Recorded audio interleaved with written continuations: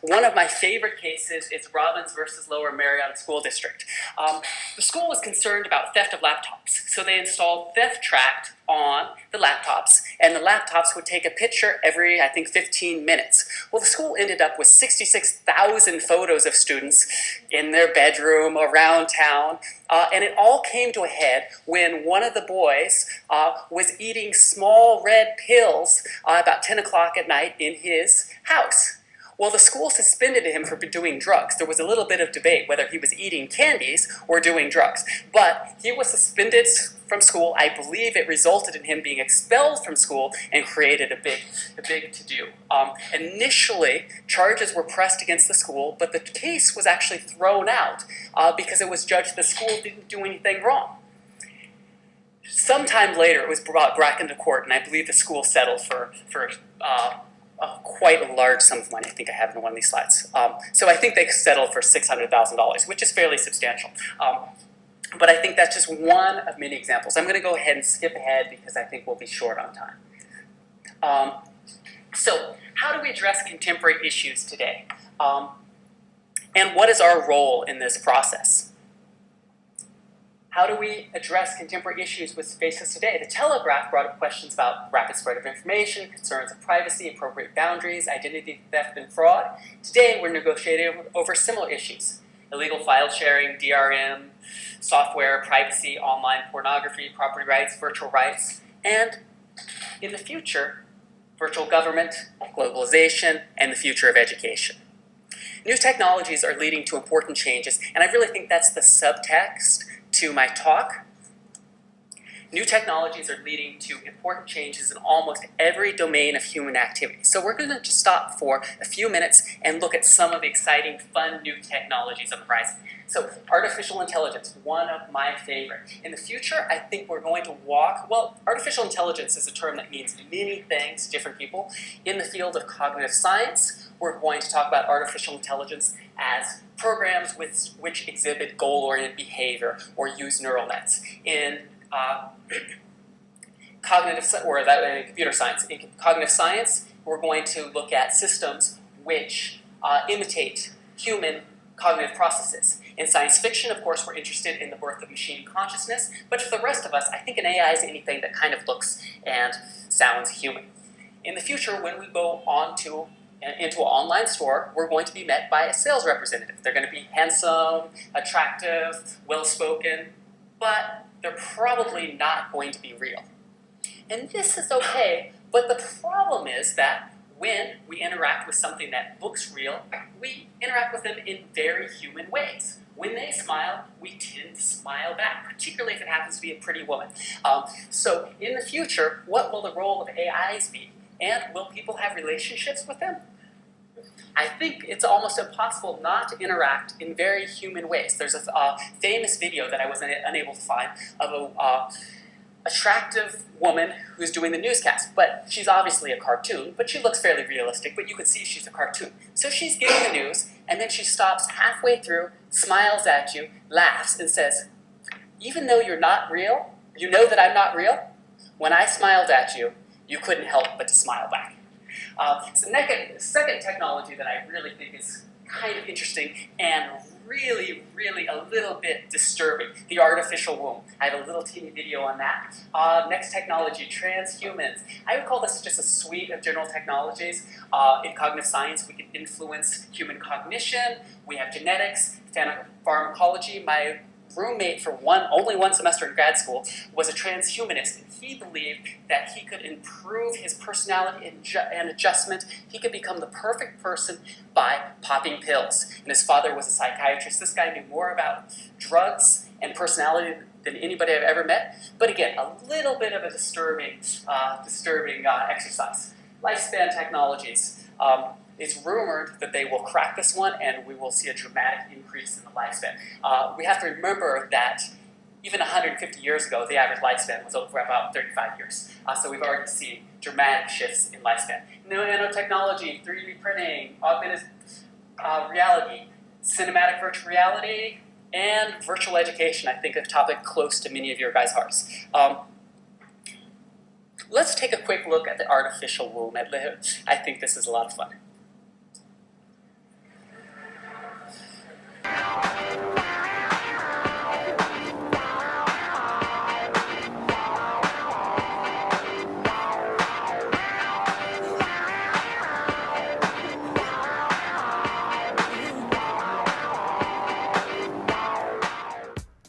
If you're a parent, you already know how stressful it can be. But imagine how demanding it will become in a world of designer babies, where we struggle to keep up with the genetically modified Joneses. Most of us have trouble deciding the colour of our next car. How will we deal with choices about our child's personality or intelligence? And what happens when child number 2 or 3 comes along and new genetic treatments become available? Do we inject upgrades into our older kids, or just learn to say, why can't you be more like your younger brother? Companies are working right now to develop and to market an artificial human womb. A human embryo could be nurtured all the way through to childbirth without ever once having contact with a human mother. Artificial human chromosomes were developed several years ago, and soon we may have artificial sperm and eggs. Soon it seems babies really will be born in test tubes. But what will knowing that do to their sense of identity and worth later on? And what will happen to the way we view human sexuality? We've already stripped sex of much of its mystical significance. For many people today, sex might be little more than a casual amusement to be enjoyed between friends. But now we're stripping sex of its importance in reproduction too. As reproduction moves more from the bedroom to the laboratory, sex may become little more than just another pleasure drug. Perhaps the greatest reason to be cautious is what all this might mean to our basic humanity. If some people get their way, we might soon see the McDonaldization of the human race, where genetically modified DNA sequences are patented and sold to the highest bidder.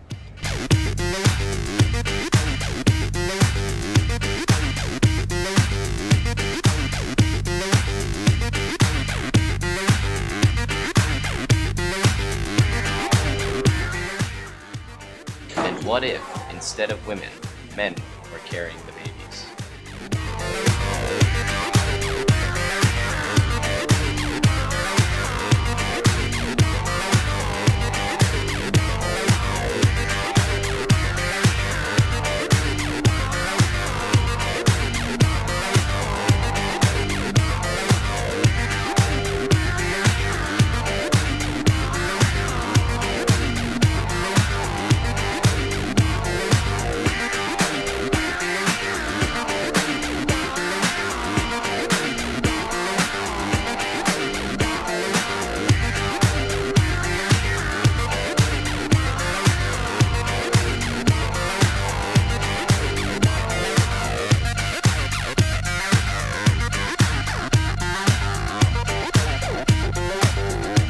Soon, it could be neither man nor woman, but a completely external artificial womb.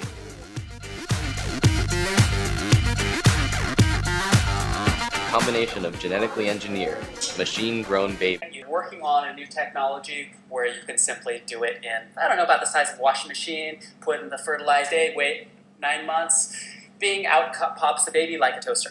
Okay, so next up, 3D printing. So this was the cover of The Economist maybe 6 months back. They printed a Stradivarius. How did they do it? They basically took a scan, think of like an MRI of a Stradivarius, and then they took basically a variation of an inkjet printer. So for an inkjet printer, it goes back and forth and the page moves. But if we kept the page from moving, the ink would just keep going back and forth. It would keep going back and forth over the same place and could build up a 3D structure. And that's how a 3D printer works. So you could take a little bit of wood or a little bit of metal, various different devices or substances, and a little bit of glue in the middle, heat it up, and stick it together. So they put together a Stradivarius, and I think people were really shocked. Everybody thought they could do it, but people were really shocked and a little bit disturbed with how good it really was. I mean, it certainly wasn't the real thing, but it wasn't too far off. So The Economist writes, three-dimensional printing makes it as cheap to create single items as it is to produce thousands, and thus undermines economies of scale. It may have as profound an impact on the world as the coming of the factory. Interesting.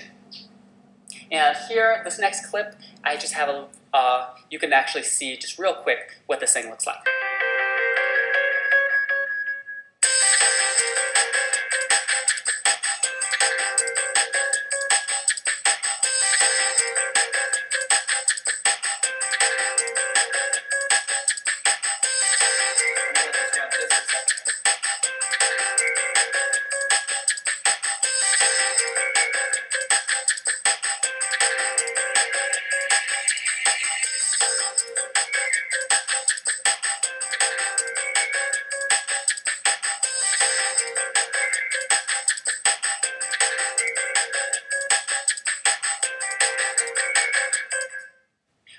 last couple of years, there's been some really dramatic improvements.